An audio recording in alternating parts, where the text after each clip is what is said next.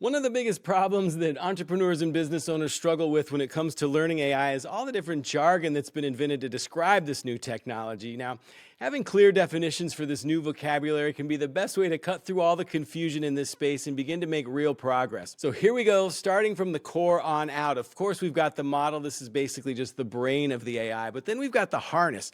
This is everything else around the model, including the context, which is the information that you give the model, the user interface, which is how you give the model information, and the tools. This is the code that allows the AI to do stuff. So in the model category, we've got what's called training data, and this is all the information that the AI has all on its own without you adding any additional context. Then we have what's called the system prompt. This is the context that gets loaded in to the model behind the scenes before you do anything with it. Now, traveling a little further along on this context thread here is the global instructions. And this is information that you in particular give the model every single time that you do anything with it.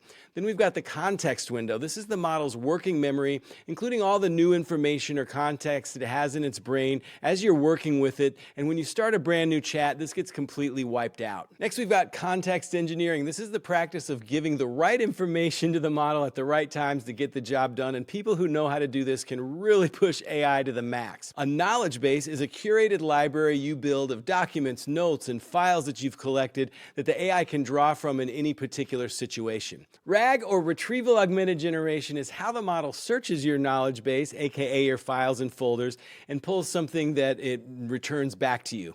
Now, reasoning is the model's ability to think, and most models allow you to control this, so more thinking time can equate to better answers on hard problems. Now, AI is what's considered a reasoning engine as opposed to a search engine that just searches for answers. AI can think and synthesize new solutions, and this really is the big breakthrough with this technology, even though most people are still using it as a search engine. Now, Markdown is a simple type of document with very minimal formatting that allows the AI to focus on what matters most. There's the Agent MD file or the Claude MD file, and this is a file that gets loaded whenever you're working in a particular folder, often giving the AI a clear picture of that project or process in that folder, i.e.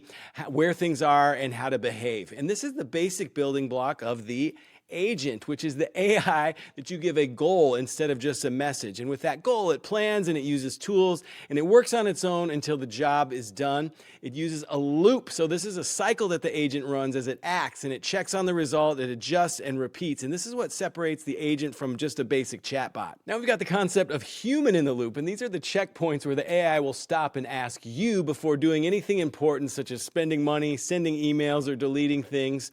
And those are all examples of guardrails, and these are the rules that keep the AI inside the lines and let it know what it's not allowed to say, do, or touch. And to do stuff consistently, agents often need a set of instructions or a process document that teaches the AI how to do one specific job well, and it only loads this when it's needed. This is called a skill or a skills file.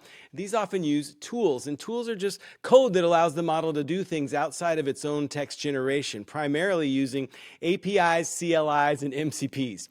These are ways that the AI system can connect to other software to get stuff done using written commands as opposed to computer use, which is the AI controlling the computer in a way that the human does by looking at the screen, moving the mouse, clicking, and typing. Now, the most important thing here to remember is that every single AI tool is just a jumble of four things. The model, that's the brain, the context, what you feed the brain, the interface, how you feed the brain, the code, which is the tools and actions that the brain can take. And most successful teams are using less and less tools and focusing their energy on organizing their context. And if you're looking to do something like this in your organization, hit me up. I've got a consulting link in the description. And I'm also planning a free course on how to effectively manage any project using just a couple core tools. So sign up to my email to get alerted to that. There's a link down there as well. Meanwhile, here's a video on the #1 most profitable use case for AI that I currently see. I'll see you over there.